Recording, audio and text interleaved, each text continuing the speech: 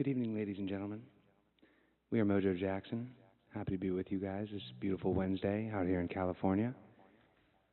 And we're happy to open up this service tonight with a song called Pulling Weeds.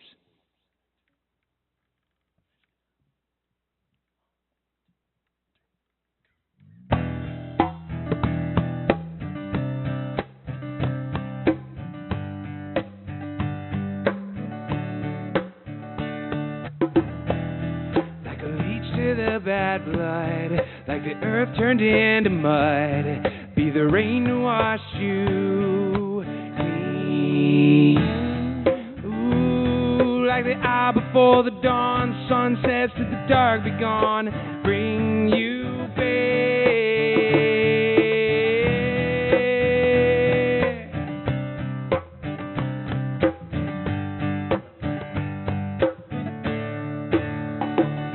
And I know there's a lot out there, scary as hell, so just beware. Monsters, they aren't hiding anymore. And I know we're all just pulling weeds to find the soul within the seed. Pulling weeds so the garden in the soul can grow.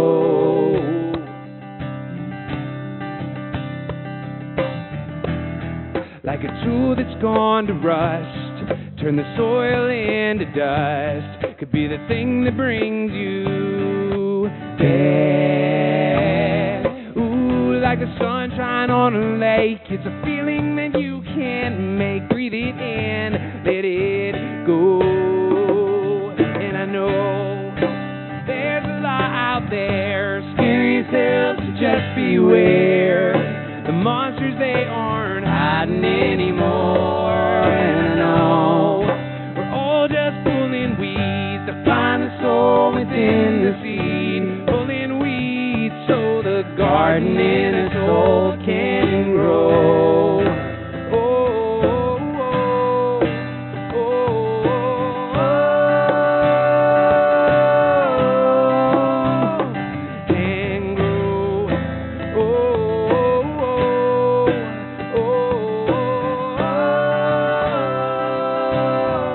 oh, and I know there's a lot out there, scary as hell, so just beware.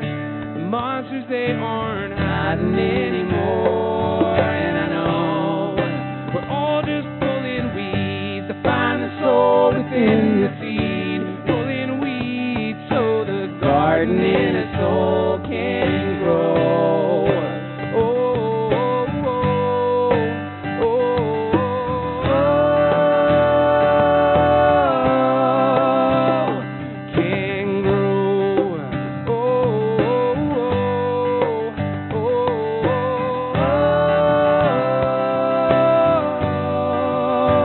can grow. Can grow.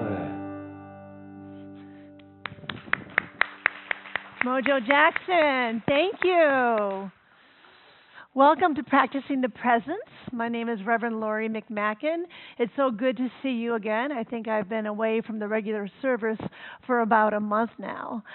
So we come together on a Wednesday evening as a spiritual community to lift you up, to tap into the power and the presence of God as your life, into the infinite possibilities, into the infinite potentiality.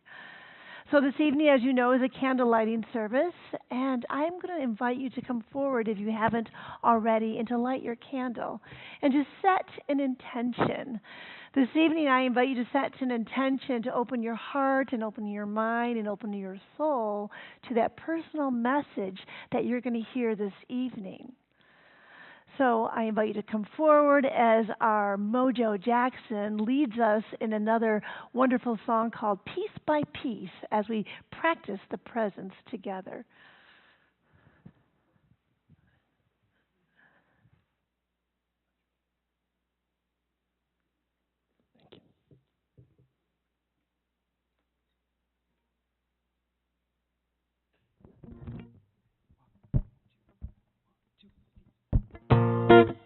It rained, you rusted.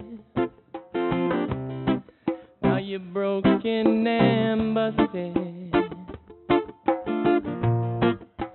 howling at the moon. It's lots of fun. Yeah, yeah. But piece by piece, and day by day, gonna put you back together, put you back together, the way that you were made.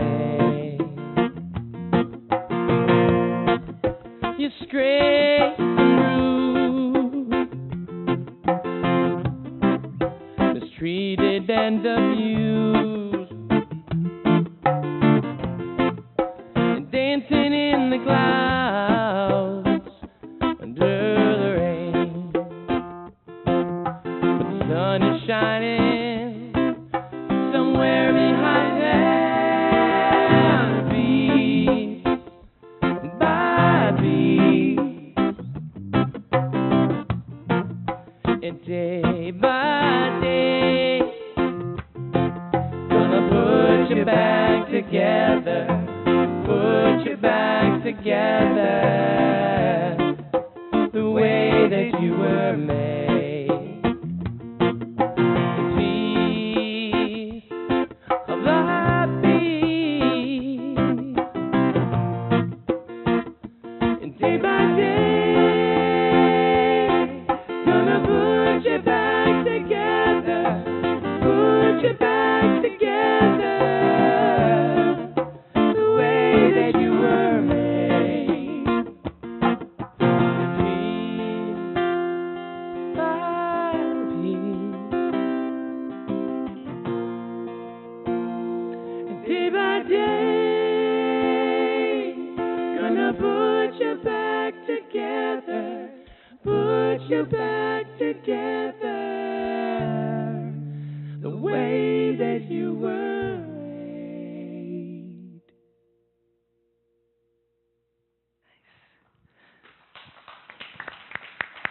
Thank you, TJ Jackson. So now is the time where we come together as community and we practice the silence. So I invite you to plant your feet firmly on the floor and put your hands up on your lap in a receiving mode, and to close your eyes and to go within. And bring your awareness to your breath as you breathe in to your heart space. The awareness of allowing your breath to be longer and more balanced. Allow your breath to move into this heart space, which is the eye of the heart, the eye of wisdom, the eye of love. And in this moment, think of something or someone that you dearly love in your life. And bring them into your mind's eye and lock that feeling of this love into your heart. And as we practice the presence together, allow this feeling to emanate throughout your whole body and to emanate throughout the sanctuary as we practice the silence.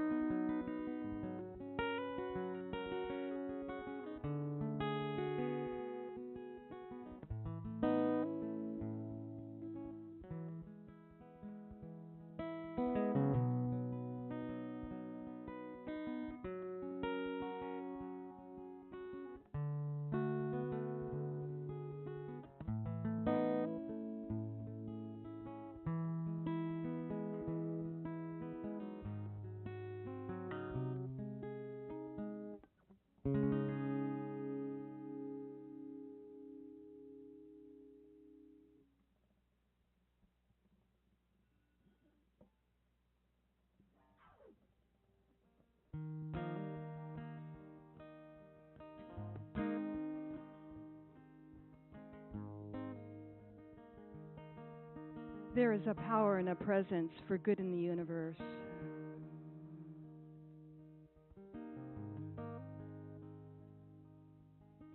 I know we are one with this power, with this loving presence. It permeates all of existence with its essence of love. The beloved Spirit is an invisible presence that we can feel within the heart of our soul. This loving presence is the Sacred Heart of Seaside.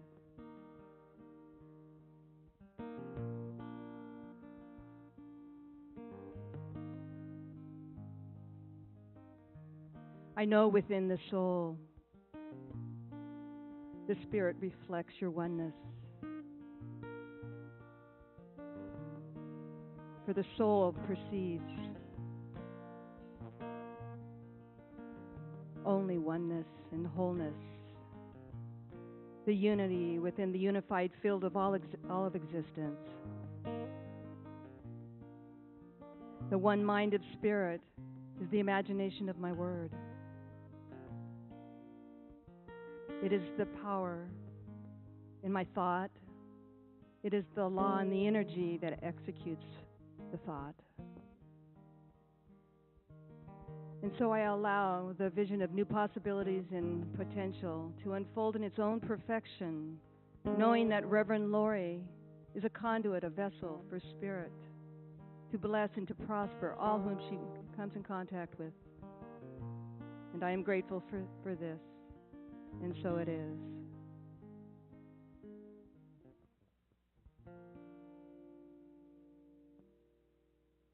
Good evening. My name is Kay Samuelson.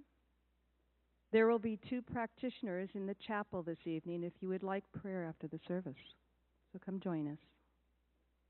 I have chosen a reading from Living on Purpose by Dan Millman.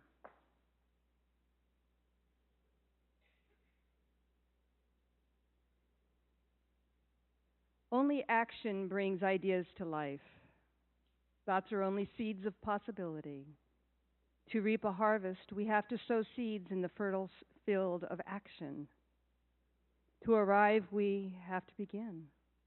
Why wait for our ship to come in if we haven't sent one out?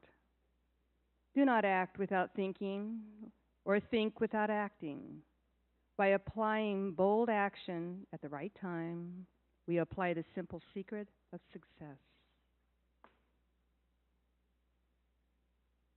The greatest challenge in life, in spiritual practice, or in any endeavor, is how to turn what we know into what we actually do. It can take years to consistently live according to what we have learned. We practice, make mistakes, see the results, and practice more until we begin to make fewer and smaller mistakes. This is the process of bringing wisdom to life through action, whether learning to breathe deeply or to behave with kindness and compassion. It is said that wisdom comes from practice, that doing is understanding. And so it is. Let's welcome Reverend Lori. Okay, thank you, Mojo Jackson. Thank you. Thank you. So good to be back and to see you again. So tonight I'm talking about the 5 wishes. In religious science, that we believe in mortality. We believe that the spiritual truth is that life is eternal and that there is no beginning and then there's no end. We believe that when we are done with our physical bodies, that they are drops and we move into another form that is eternal. And the Bible quotes that in my Father's house there are many mansions. We believe that at birth you move from the invisible into the visible, and at death we move from the visible into the invisible.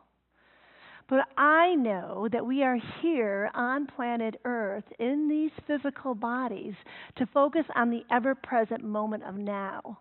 I know that you are here to express the glory of God that is within you. You are here to express that indwelling presence and to cultivate that in your life. You are here to consciously love and to consciously live. through magics, through miracles, through expressing your gifts and your talents out into the world. In the book, The 5 Wishes, that was written by the author, Gay Hendricks, he lets us in on a secret, something that will change your life in a blink of an eye. And I want to share that with you. It all started with a story. You see, Gay had a girlfriend that moved into his area. And he promised her, since she was new to the area, that he would take her to a party and introduce her to people in the area. Now, that evening, he really didn't feel like going to the party, but he didn't want to break his promise. So he took her to the party, and he was kind to everyone. He introduced her to everyone, and he greeted the people he knew, and he introduced himself to the people he didn't know.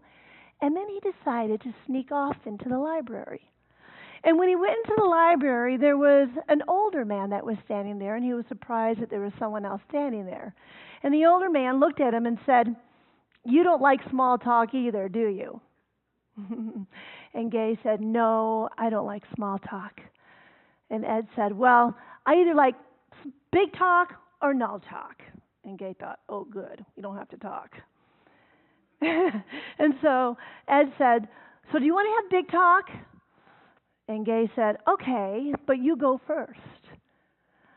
So Ed said, "All right. About 6 months ago, I became very ill, and I almost died. I was on my deathbed." And Gay was thinking, all right, this is big talk. "So what was that like?" And he said, "It wasn't really fun in the moment, but it was the greatest gift of my life, because I learned of a question. And that question, I live in that question today." Oh, this was getting Gay excited. "So what is the question?" And Ed said, "Well, I really don't want to tell you the question unless you really want to hear it, because if I tell you, it's going to change your life."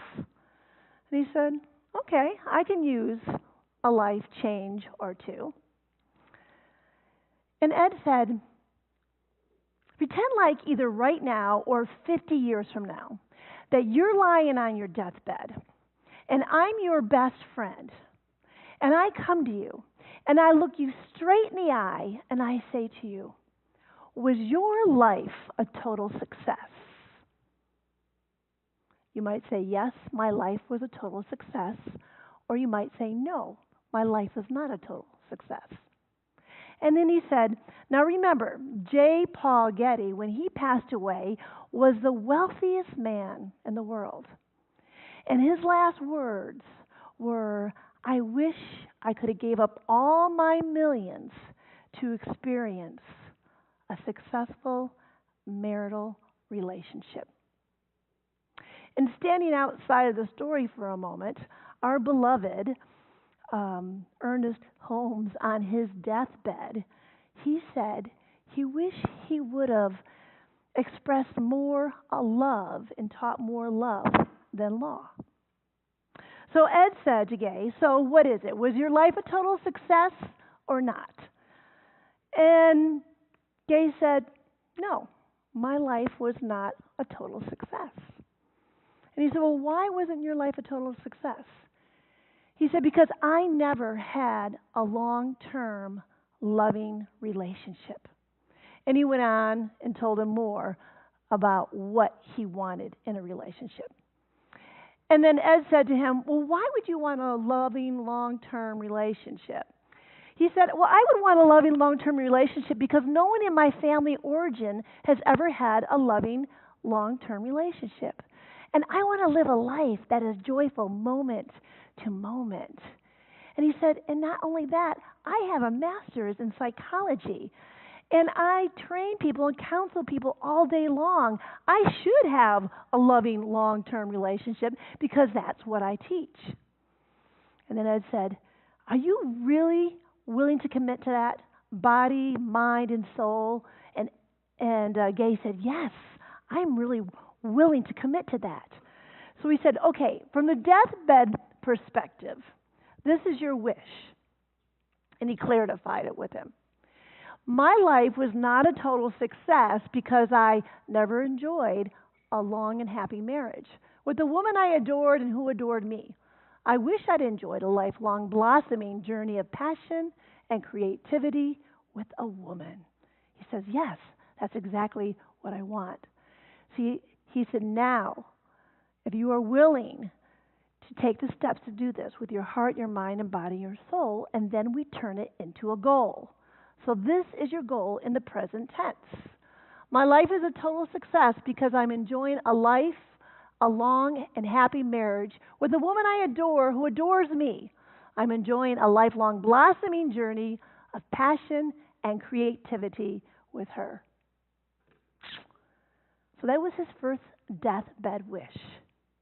You see, when the conscious mind and the subconscious mind come together as one, you have a manifestation in life.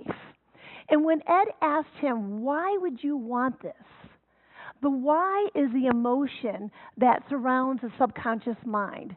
And it gives it the energy, and it gives it the passion, and it gives it the purpose. And then when you have a deathbed wish on top of it, you have this sense of urgency. Now, Gay, at the time, was a very young man, but he took this very seriously. And what happened to him is he ended up having a long-term, loving relationship with his soulmate. And not only that, he also used his relationship as a laboratory to teach other people how to have successful relationships. They wrote books. They were on the Oprah Winfrey Show. And he actually, because he healed himself, he healed the world. So Ed said, let's get back to the deathbed. What is your second wish? And he said, oh, that's easy. I know my second wish. I wish I'd said all the things I never got around to saying to my friends and my extended family. I wish I'd confessed some secrets that I was holding.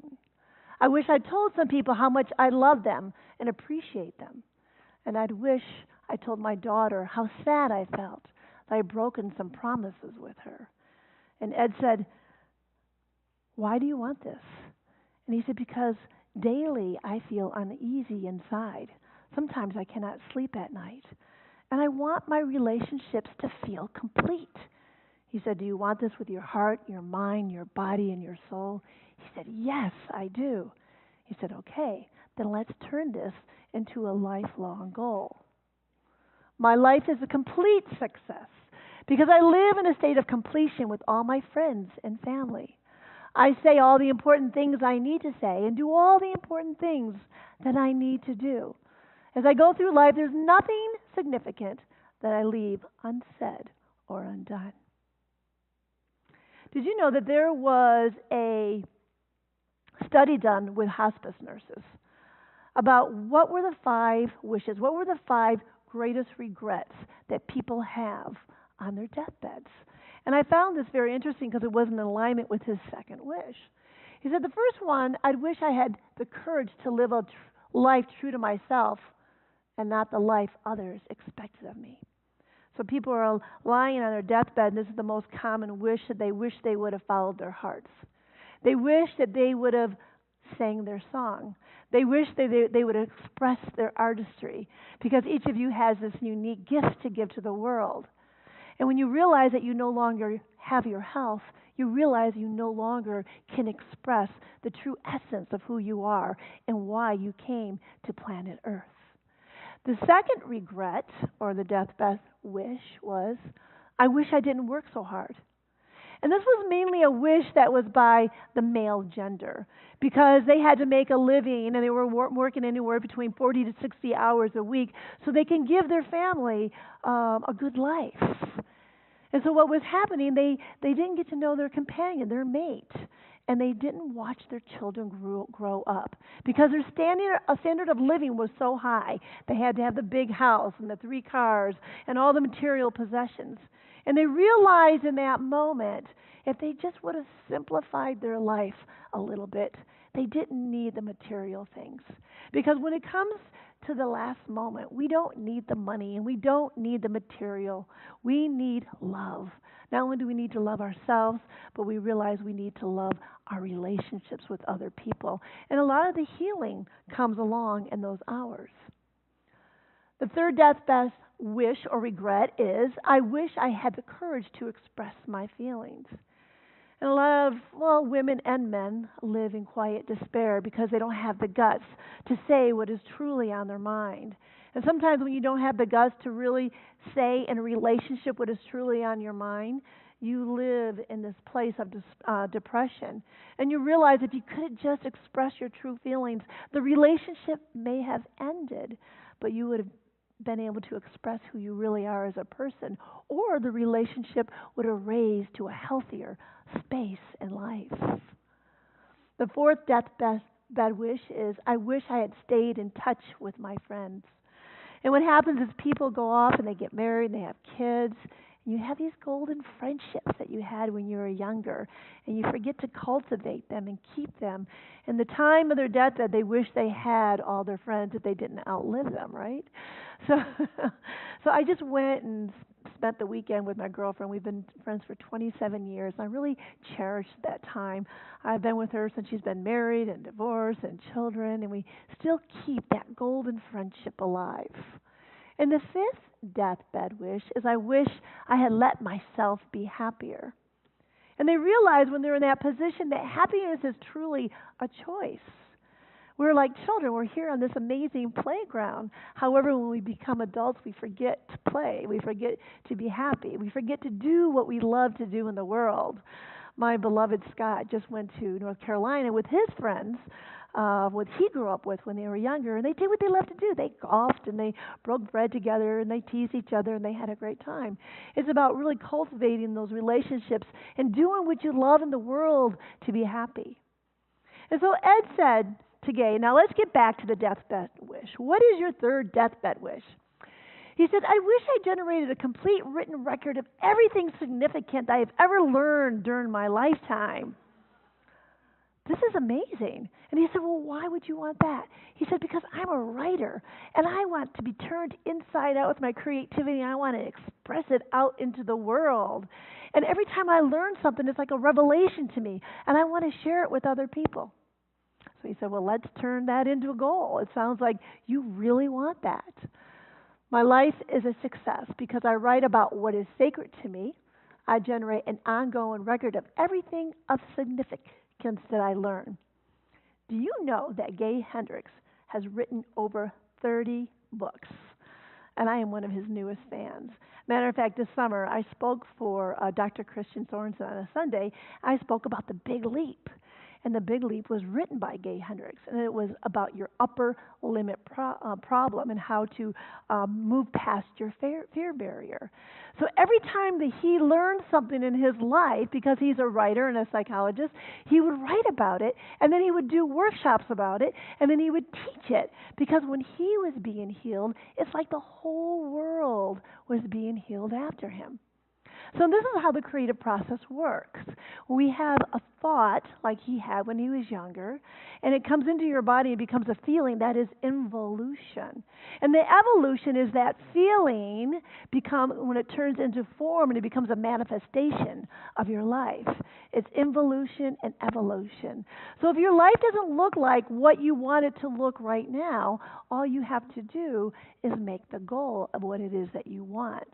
And to wrap the subconscious mind around with feeling and passion and urgency and allow it to manifest. If you can keep that urgency and passion and the feeling behind what you want that is not right here and right now, then you have mastered the creative process. So Ed said, now what is your fourth deathbed wish, Gay? I wish I developed an understanding of God and divinity, one that I could feel in my body, and not just intellectually. He said, well, why would you want that? He said, because all my life I've been allergic to religion. I've been wanting to get close to know this indwelling presence of God, but I just didn't know how to do it. He said, do you really want it? With your heart, your mind, your body, your soul? He said, yes, I want it. So he said, turn that into a goal. I feel the presence of God all the time, everywhere I go. I know what divinity is and how the universe was created. I think that is absolutely beautiful. I think everyone here can definitely align with this since we are a spiritual community.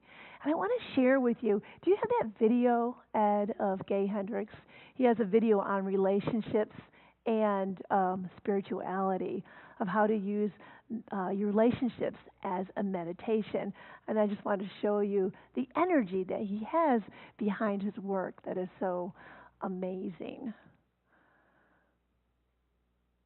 The second thing that I wanted to mention too is at a certain point, I think every wise person needs to take on relationship itself as a spiritual path, relationship itself as a living meditation.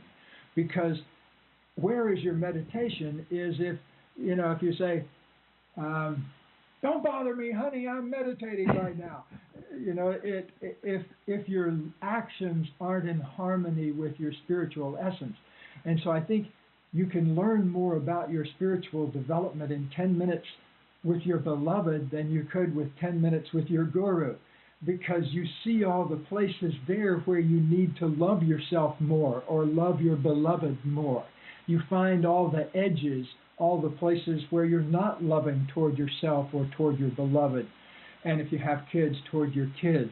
And so it's a constant living meditation. But here's the thing. I think most people haven't committed to that as a practice. And so therefore they resent the constant stuff that goes on in relationship. But I think if everyone made a living, right now, real-time, right now commitment to, I commit to using my relationships themselves as a form of meditation, as a form of the deepest learning about myself. To make a commitment like that gets you in the game. It takes you out of kind of not being willing to participate fully. So, you can learn more in 10 minutes with your beloved as if you make that commitment to being fully open to whatever you need to learn. So that's a great thing. I wish somebody had told me about 35 years ago. But he did learn the 5 wishes, so that's great. So yes, he truly does practice what he preaches. He's learned it, and then he's taught it to other people. And so Ed wants to know, what is your 5th deathbed wish, Gay? Do you have a 5th deathbed wish for me? If not, I know it. So his 5th deathbed wish is that he wants to be mindful. He wants to be in the ever-present moment of now. My life is a success because I savor every moment of it along the way. And I know that I can relate to that, and you can probably relate to that too. When I was 15, 16, I wanted to get a job so bad. I couldn't wait to make money, and I became a waitress. But what happened is I trained my mind to think in the past, the present, and the future, all in the same moment. Oh, I got to go get their meal. Oh, I got to take their order. I got to go get their drinks. I got to go get that butter. I had so many things going on in my mind that I didn't become mindful because I was too busy training my mind to be a multitasker. So now is the time that we train our mind to savor every single moment, knowing that this is the only moment we have to express the glory of God as our life. Mindful or mindful? See how the children, they're right there in the moment, but the adults is in the past, the present, and the future. Yes. So this is a time where you can actually refocus your life and you can repurpose your life with the 5 wishes. And I'm going to invite you to close your eyes right now and to go within.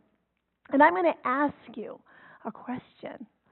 Pretend like either right here and right now or in the future you are on your deathbed, okay? And I come to you and I am your best friend. And I look you straight in the eye and I ask you, has your life been a total success? And you answer either yes, my life has been a total success, or no, my life has not been a total success. And right now I want you to listen to your heart. And what does your heart say?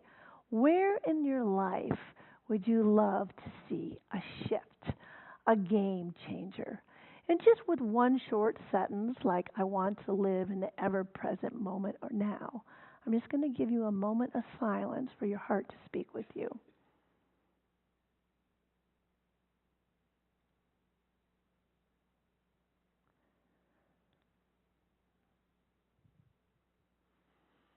And so the next question is, why do you want that? Why do you want it? Wrap that with emotion. What is it that you want? And the next question is, are you ready to commit to this? Your heart, your mind, your body, and your soul.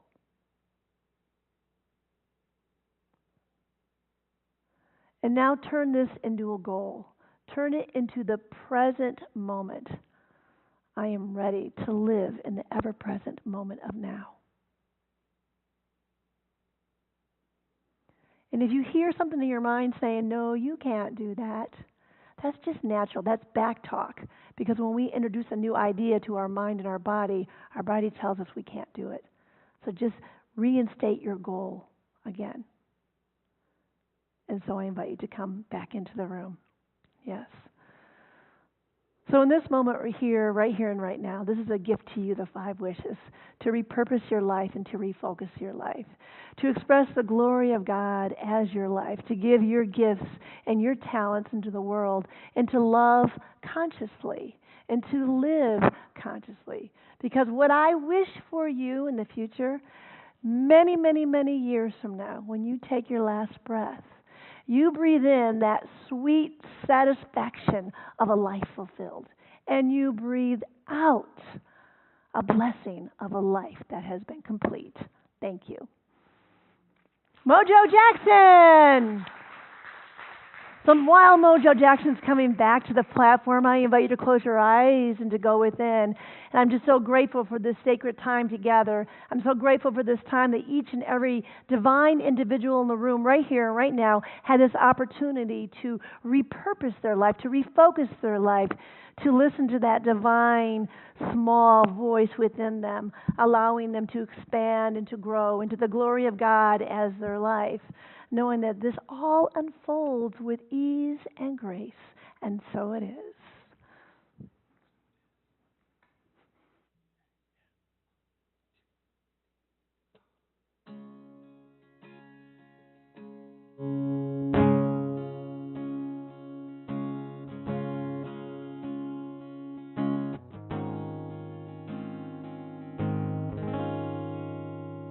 May I live simply, that others may simply live. Oh, look at there. May I live simply, that others may simply live.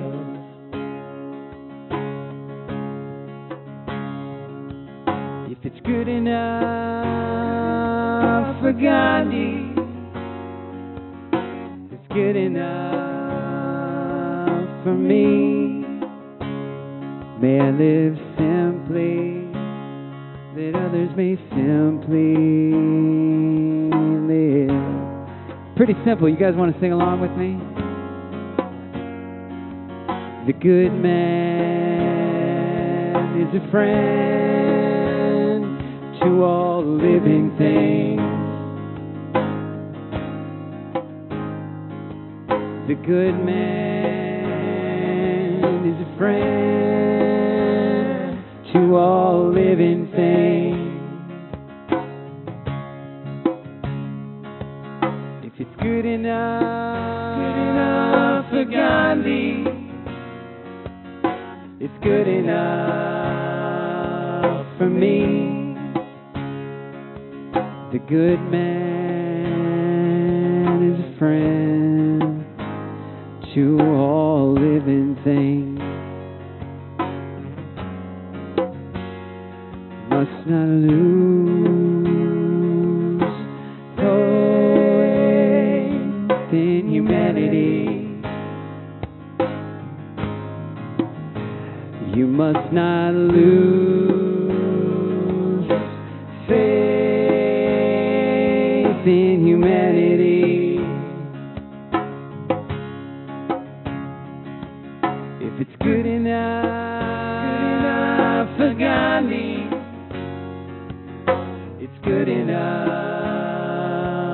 me. You must not lose faith in humanity. May I live simply, that others may simply live.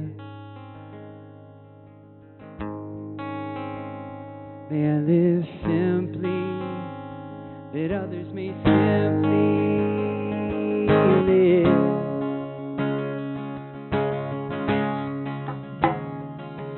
If it's good enough for Gandhi, it's good enough for me.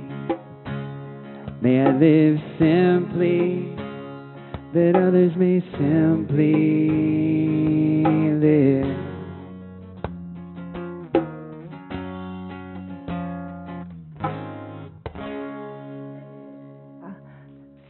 Beautiful. May I live simply. That was perfect. Thank you. So now is the time of the service where we practice our giving and receiving, recognizing that we live in a reciprocal universe and that your gifts and your tithes expands and grows. The consciousness of Seaside has allowed us to be a spiritual conduit in the world. So I invite our ushers to come forward. Thank you, Karen. Thank you, Dennis.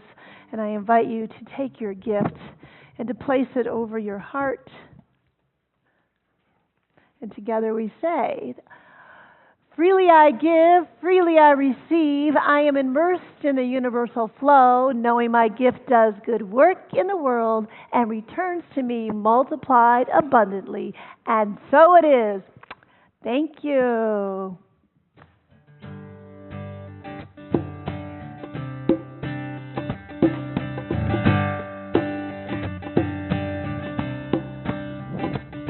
Well, I've been fishing in the great sea of my mind. I've been casting lines in hopes I'll find the meaning of my life this time. I'm beginning to think I can see the links of the lives I've lived between. And I find myself a little more faith in me. Yeah, I find myself a little more faith in me. Yeah.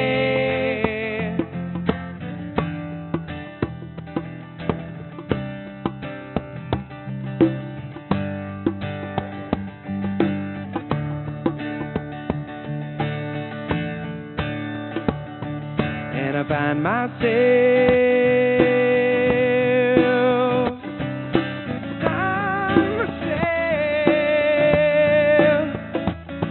yeah, I find myself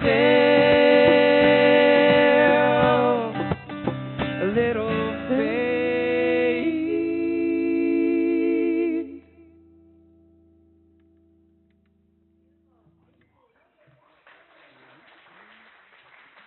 It's fun having them here. All right, so this is the time of our service where we practice our spiritual mind treatment. We hold the consciousness for our loved ones. If you know anyone in your family or in your friends or anyone in your circle or even the world that may need some love right now, I invite you to raise your hand and I'll call on you and we'll put their name into the consciousness of this room. Yes, sir. Happy.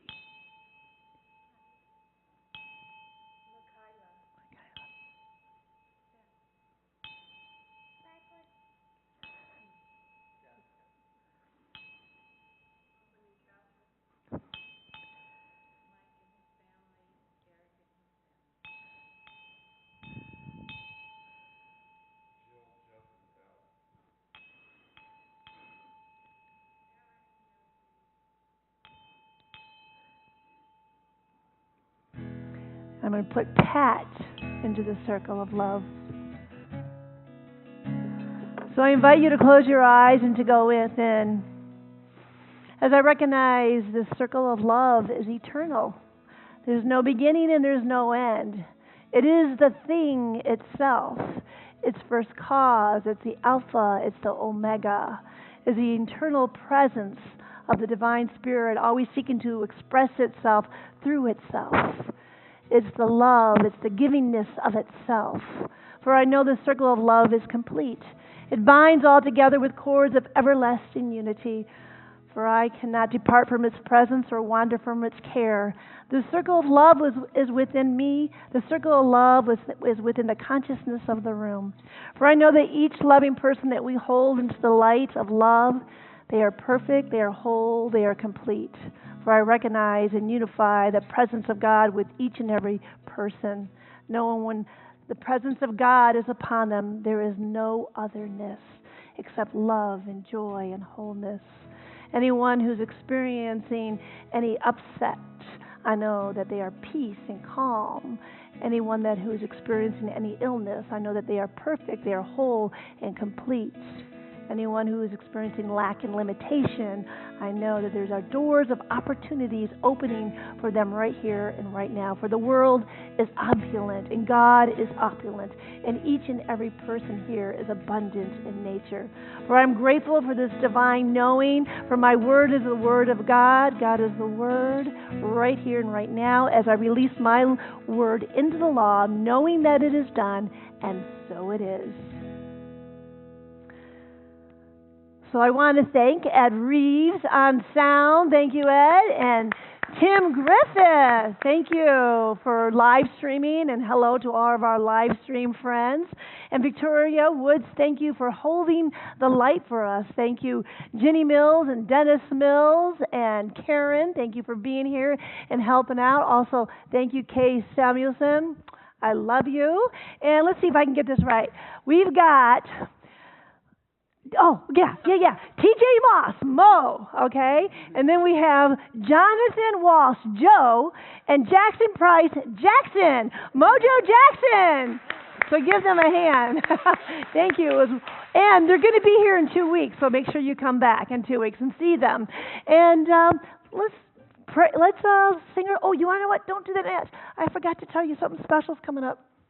We have the Sufi dance. Our last dance of the year is on Saturday, and it's going to be at Moonlight Beach. So be there at 4:30 and bring your chair and your beverage and your meal. At 5:45, we're going to dance our way into the sunset, and then we're followed it by devotional singing around the fire pit, and we're going to have some s'mores.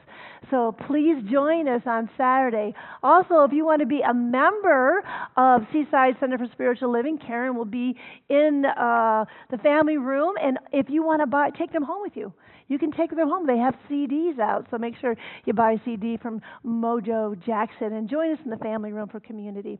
Yes, Jenny? Oh, thank you, Jenny. I love you. Sunday. Okay. All right, come on up, Kay. Nicole, would you like to come join us? Here we go. Oh, forgot our universal blessing. You can tell I haven't been here for a while. Oh, everyone's please stand.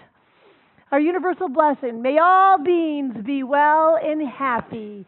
May all beings be free from strife.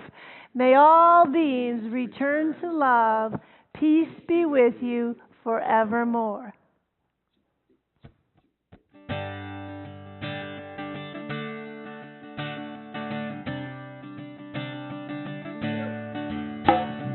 Let your hearts fill with peace from the angels who love our world. Let your hearts fill with peace from the angels who love our world. Peace will change our world. Peace will change our world. Peace will change our world. Peace will change our world. Peace in our hearts. Peace in our world. Peace in our hearts. Peace in our world. Let your heart fill with peace from the angels who love our world. Let your heart fill with peace from the angels who love our world. Peace will change our world. Peace will change our world. Peace will change our world.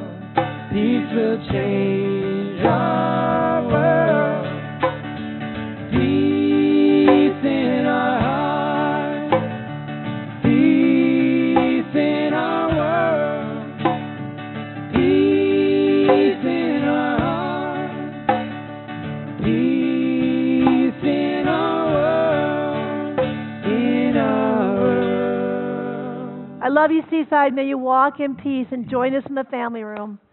Thank you.